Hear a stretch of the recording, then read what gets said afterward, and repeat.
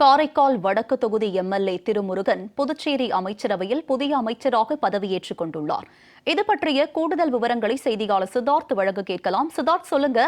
MLA Thirumurugan தற்போது புதுச்சேரி அமைச்சரவையில் புதிய அமைச்சராக பதவியேற்றுக் கொண்டிருக்கிறார். இது பற்றிய முழு விவரம் என்ன, பதிவு பண்ணுங்க. புதுச்சேரி அமைச்சரவையில் இருந்து புதுச்சேரி ஆளும் தேசிய கூட்டணி அரசில் என்ஆர் காங்கிரஸ் கட்சியில் அமைச்சராக இருந்த காரைக்காலை சேர்ந்த சந்திர பிரியங்காவை அப்பதவியிலிருந்து முதலமைச்சர் ரங்கசாமி கடந்த ஆண்டு நீக்கினார்.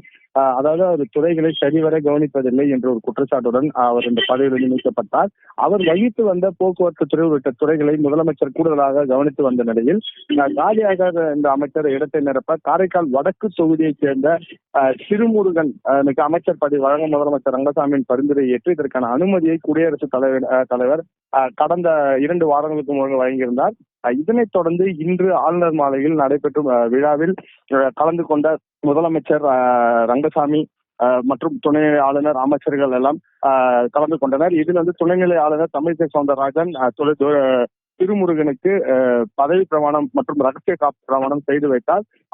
ஆளுநர் மாளிகையில் நடைபெற்ற விழாவில் சபாநாயகர் செல்வம், தலைமைச் செயலர் சரத் சௌஹான், அமைச்சர்கள், சட்டமன்ற உறுப்பினர் மற்றும் அவர்களது அதாவது திருமுருகனின் தொண்டர்கள் காரைக்காலிலிருந்து 4,00,000 மேற்பட்டோர் கலந்து கொண்டனர்.